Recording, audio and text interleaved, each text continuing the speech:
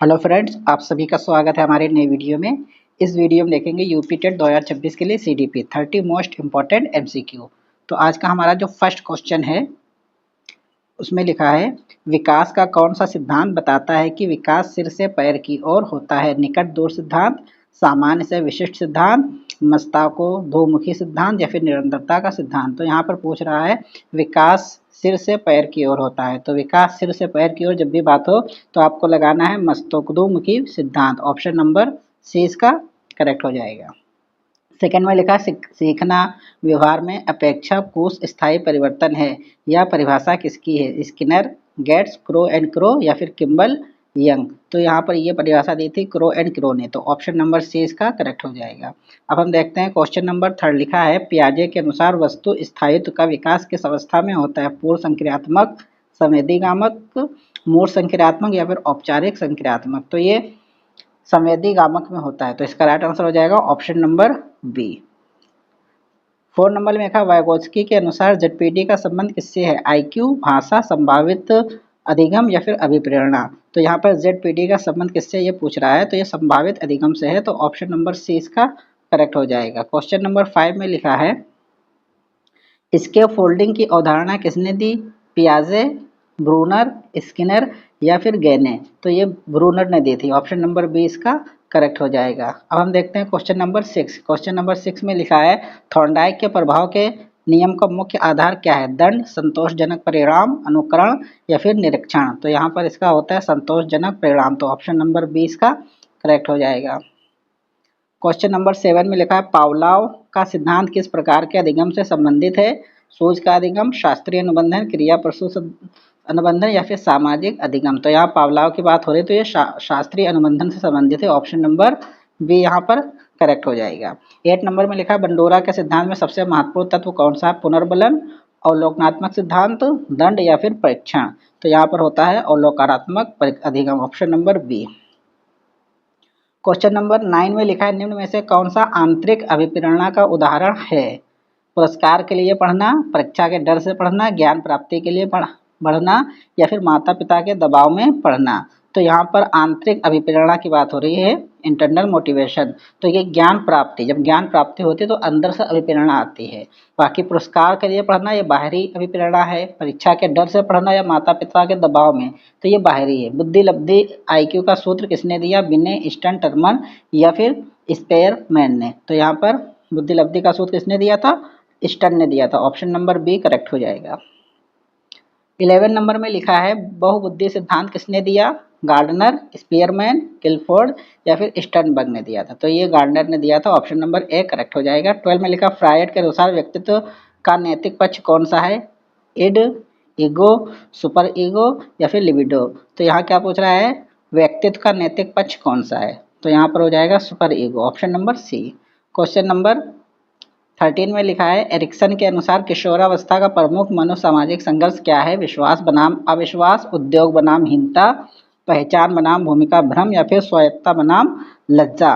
तो यहाँ पर 13 का यहाँ पर जो आंसर होगा, तो यहाँ पर बात हो रही है किशोरावस्था का प्रमुख मनोसामाजिक संघर्ष। तो विश्वास बनाम अविश्वास ये नहीं होता है, उद्योग बनाम हीनता भी नहीं होता है, पहचान बनाम भूमिका भ्रम तो ये होता है। तो ऑप्शन नंबर सी इसका करेक्ट हो जाएगा। 14 में लिखा है निम्न में से कौन सा निर्माणवादी शिक्षण का सिद्धांत है? रटकर सीखना, ज्ञान का सक्रिय निर्माण, केवल व्याख्यान या दंड आधारित अधिगम। तो ज्ञान का सक्रिय निर्माण। ऑप्शन नंबर बी इसका करेक्ट हो जाएगा। 15 में लिखा है ब्लूम टेक्सोनोमी का सर्वोत्तम स्तर क्या कौन सा है? एवोल्यूशन, क्रिएटिंग, अप्लाइंग या फिर अंडरस्टैंडिंग। यहाँ पे क्या पूछ रहा है? सर्वोच्च स्तर। तो सर्वोच्च स्तर की जब भी बात करें तो यहाँ पर हमेशा आपको लगाना है क्रिएटिंग। तो ऑप्शन नंबर 20 का करेक्ट हो जाएगा। 16 में लिखा सतत एवं व्यापक मूल्यांकन का उद्देश्य क्या? केवल अंक देना, सर्वांगीण विकास, केवल वार्षिक परीक्षा या फिर प्रतियोगिता।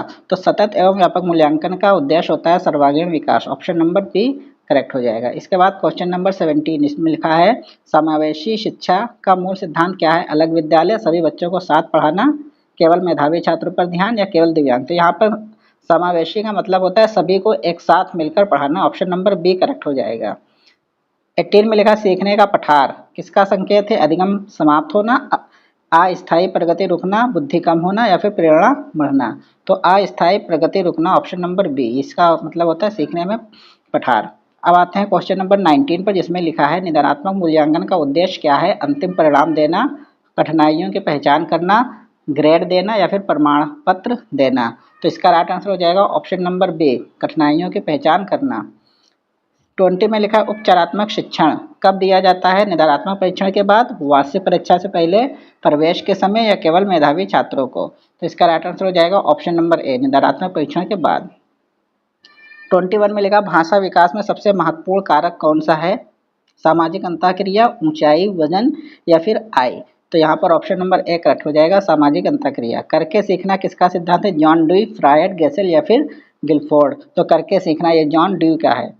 इसके बाद आते हैं क्वेश्चन नंबर 23, लिखा है निम्न में से कौन सा व्यक्तिगत भिन्नता का कारण नहीं है? आनुवंशिकता, वातावरण, शिक्षा, सभी बच्चों का एक जैसा पाठ्यक्रम। तो यहाँ पर पूछ रहा है व्यक्तिगत भिन्नता का कारण नहीं है, व्यक्तिगत भिन्नता का कारण नहीं है, यहाँ पर ये पूछ रहा है। तो इनमें से कौन सा नहीं है आपको ये बताना है। तो यहाँ पे देखिए, अगर हम आनुवंशिकता की बात करें तो ये भी है, वातावरण भी है, शिक्षा भी है, लेकिन सभी बच्चों को एक जैसा पाठ्यक्रम ये नहीं है। तो ऑप्शन नंबर डी इसका करेक्ट हो जाएगा। इसके बाद 24 में लिखा है गिलफोर्ड का सिद्धांत किससे संबंधित है? व्यक्तित्व, बुद्धि संरचना, अधिगम या फिर अभिप्रेरणा। तो ये बुद्धि संरचना से है, तो ऑप्शन नंबर बी करेक्ट हो जाएगा। क्वेश्चन नंबर 25 में लिखा औपचारिक संक्रियात्मक अवस्था में बच्चा क्या कर सकता है? केवल रटना, अमूर्त चिंतन, चलना सीखना या फिर भाषा सीखना। तो औपचारिक संक्रियात्मक ये क्या हो जाएगा बच्चे का? अमूर्त चिंतन हो जाता है, ऑप्शन नंबर बी करेक्ट हो जाएगा। निम्न में से कौन सा फॉर्मेटिव असेसमेंट का उदाहरण है? कक्षा प्रश्नोत्तरी, बोर्ड परीक्षा, वार्षिक परीक्षा या फिर प्रवेश परीक्षा। तो ऑप्शन नंबर ए इसका करेक्ट होगा, कक्षा प्रश्नोत्तरी।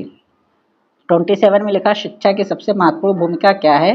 ज्ञान का एकमात्र स्रोत, अधिगम का सुगम करता, अनुशासन अधिकारी या फिर परीक्षक। तो यहाँ पर ऑप्शन बी करेक्ट हो जाएगा, अधिगम सुगम करता। निम्न में से कौन सी उच्च स्तरीय चिंतन क्षमता है? स्मरण, पहचान, मूल्यांकन या फिर पुनरावृत्ति। तो ऑप्शन नंबर सी इसका करेक्ट होगा, मूल्यांकन। इसके बाद आते हैं क्वेश्चन नंबर 29 पर, जिसमें लिखा है सीखने की तत्परता का सिद्धांत किसने दिया? थॉर्नडाइक, स्किनर, पावलोव या फिर कोहलर ने। तो ये थॉर्नडाइक ने दिया था, ऑप्शन नंबर ए करेक्ट होगा। नेक्स्ट में सीटेड यूपीटेट के अनुसार प्रभावी शिक्षक की सबसे महत्वपूर्ण विशेषता क्या है? केवल विषय ज्ञान, बाल केंद्रित दृष्टिकोण, कठोर अनुशासन या फिर अधिक गृहकार्य। तो हम अगर देखें यूपीटेट हो या सीटेड हो या कोई भी एग्जाम हो टीचर एलिजिबिलिटी का, तो वहाँ पर शिक्षक का सबसे महत्वपूर्ण विशेषता होती है बाल केंद्रित दृष्टिकोण, ऑप्शन नंबर बी करेक्ट होगा। तो इस प्रकार हमारे यहाँ पर 30 क्वेश्चन कंप्लीट हो गए हैं। अगर आपको वीडियो अच्छी लगी तो आप उसको लाइक कर दीजिएगा और हमारे चैनल को सब्सक्राइब कर दीजिएगा। और अगर टॉपिक वाइज आप एमसीक्यू देखना चाहते हैं सीडीपी के, तो आप पर आई बटन पर क्लिक कीजिएगा, उसमें आपको प्लेलिस्ट मिल जाएगी जिसमें आपको टॉपिक वाइज सीडीपी के मोस्ट इंपॉर्टेंट एमसीक्यू देखने को मिलेंगे। आपको थंबनेल में उसका टॉपिक दिखेगा, जो टॉपिक आप पढ़ना चाहें आप उसको क्लिक कीजिएगा, 30 इंपॉर्टेंट क्वेश्चन आपको देखने को मिल जाएंगे। Thank you.